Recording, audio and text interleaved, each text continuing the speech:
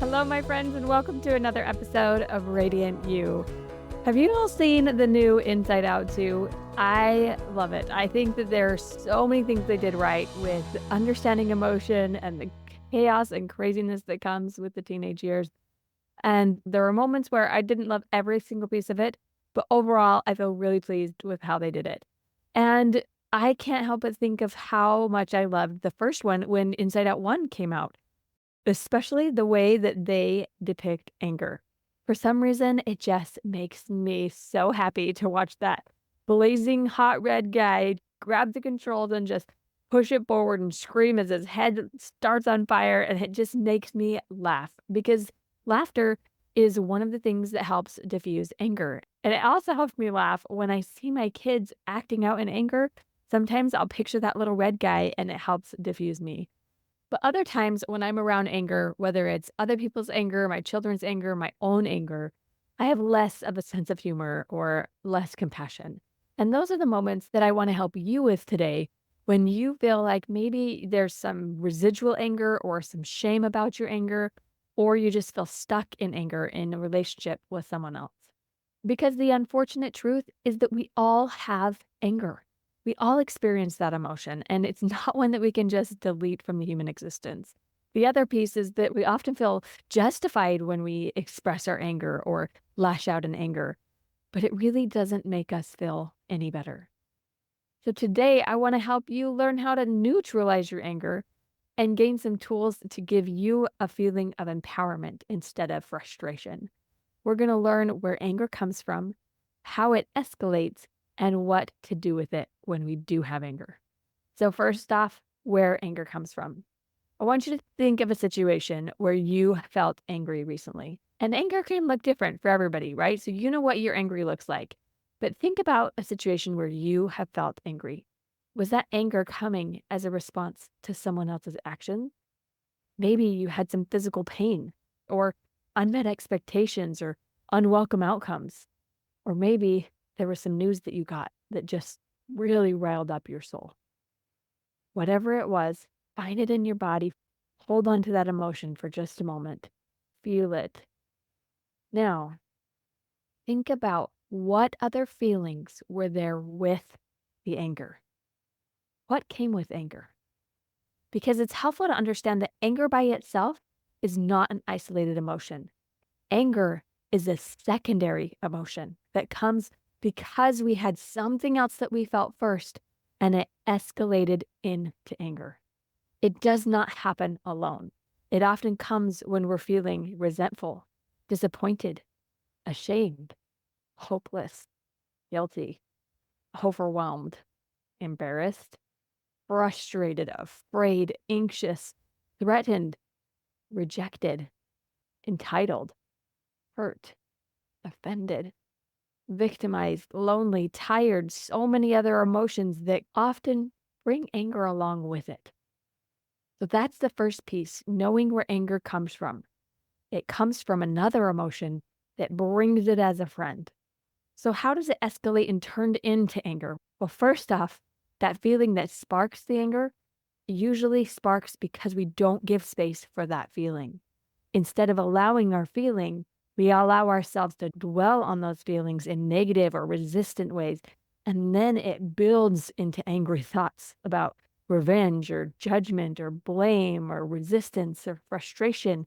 And then as you push those away or let those build, that emotional intensity actually creates a physical response in your body. And these physical reactions increase your emotional temperature, intensifying and heating up your anger. And when that happens, we often start talking in negative ways and accusing other people, arguing, yelling, feeling out of control, and our body starts responding to the situation. Have you ever experienced this? One of those moments where you feel like you're just watching yourself and you're reacting and you think, well, that's really not a helpful way to act, but you're doing it anyway. Your body's just lashing out in anger. What does that typically look like for you? Is it a physical experience where you get that certain look on your face and you point your finger and say what somebody's doing wrong? You have an escalated voice, you use certain words? Maybe it's a mental response where you sit and you brood about different thoughts like, how do they even dare do that? Or that's not okay. You think about what happened over and over and over again and brood on it angrily. Or maybe you have an emotional response with your heart where you pull away and submarine down, not letting anybody follow you, pushing them away, putting up a brick wall, and having passive aggressive comments about why you're angry. Whatever it looks like for you, I want you to take a moment and just embrace what is. What is your typical anger response? Because remember, the first thing you have to do to make any progress to move forward is to become more self aware. And that's one of the main goals of this podcast. So let's uncover, not with judgment, but with curiosity, what your typical anger response is. What does it look like for you? That experience that you thought about where you recently got angry, how did you react? What was it like? What is your typical response when that emotional intensity of anger starts boiling up in you?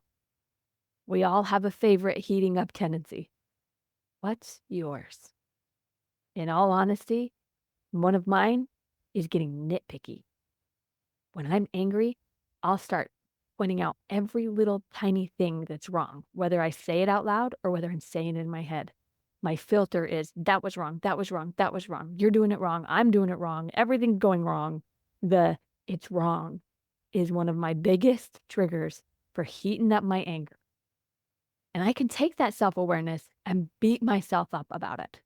I can say, oh, I'm such a bad person that I'm negative, or I talk down to my kids when I'm angry, or talk down to myself, and I can add more negative about my negative. But that's not going to help. It's just going to make my anger heat back up, right? So, this moment of self awareness, I invite you to also add self love, because that anger, it came from a hard emotion in the first place. You were feeling something that was hard for you to feel, whether it was out of control or exhaustion or frustration or hurt. There were some deep emotions that came igniting that anger. And it's okay that you were struggling with those feelings. Instead of adding negativity or letting the anger build up and erupt like a volcano, you can use the self awareness to interrupt the anger cycle. So, first, we learn what it is that heats us up to anger. Then, we explore what can help us cool down instead. Here are some simple ideas to help you explore what might be useful for your cool down. Identifying and allowing the underlying emotions, figuring out where it came from in the first place. Simply counting to 10 can re engage your brain so you're not in such a reactive place. Doing some sort of exercise that's non competitive exercise, but moving your body because motion changes emotion.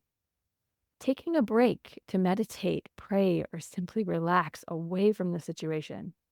Going outside to reset your senses and reground into nature. Practicing other empowering thoughts that can replace those negative thoughts. One of my favorites is to shift from everything is going wrong to all that matters is my next choice. And always a powerful option, simply taking some deep breaths. Now, I want you to take a moment and just pick one, just one, whether it's something that I said or something that popped in your head that helps you cool down your anger. Think about what helps you reset, relax, and just unwind when you feel that boiling starting to happen. What helps you cool down? Pick one thing, and I want you to put that in your pocket and have that ready for when you start feeling the boil. Because if you have that practice and you say, hey, what was that thing that I was going to do to help me not heat up my anger? You pull it out and you practice. And then you pull it out again the next time, and you pull it out again the next time. And if it doesn't work, you find a different one and you pull that one out. And you allow yourself to interrupt your anger cycle. It might seem simple, but it truly does work. I've seen it help with my kids, my clients, myself, with so many others. And I know that it can help you too. Don't let your anger control your life. You are not a bad person for feeling angry. But as you understand where anger comes from, how it escalates, and what to do with it, you can feel more empowered to choose how to respond instead of just react to that anger. You are not your anger. You are a beautiful human being that has lots of different emotions that you can navigate. If you need some help, reach out and let me know. I'd love to help you navigate your God-given emotions because they are just as beautiful as you.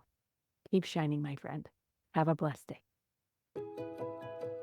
You are radiant, and God wants you to remember that truth. But sometimes you forget. Don't worry, I've got you. I've created some free resources that will help you live lighter and shine brighter. Check out my show notes for the links. However God guides your next steps, know that you are not alone on this journey. I can't wait to see how you discover a more radiant you.